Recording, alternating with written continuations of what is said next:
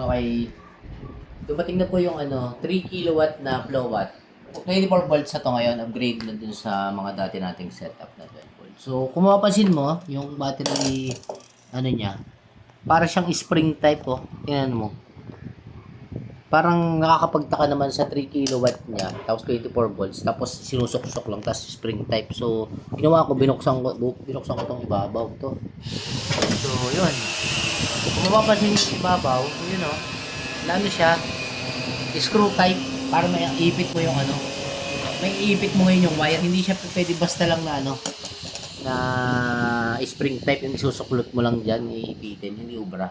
Dapat talaga naka-screw type iipitin. Ito naman, insulator, hindi naman na ito tatanggalin din to. So, hindi ko muna tanggalin.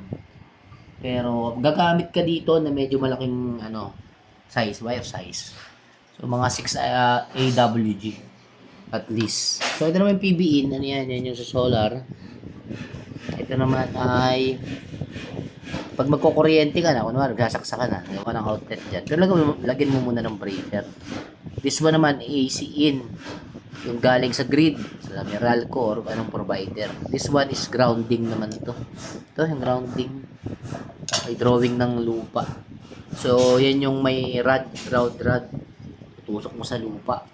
Protection yan sa mga sa mga surge. Super shards. Mga kidlat. At least hindi dyan nare-recta. Huwag na ground po.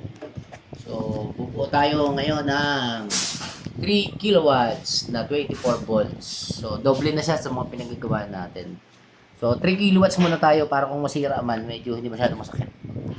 Susunod na natin yung mga matataas na ulit. Pagka naging okay ito, sunod na natin yung malaki. May sakit, nakakasakit, pagsakit nga pala itong na to. Itong pagsusolar na to. Upgrade-itis. Hindi ka titigil. So, ito naman, kaya na nito ang 1.5 horsepower. Depende rin sa battery. Siyempre, kung malaki yung battery storage, malaki rin yung matagal din. Pero, siyempre, kakayanin niya. So, that's all muna for the meantime. Mamaya na ulit.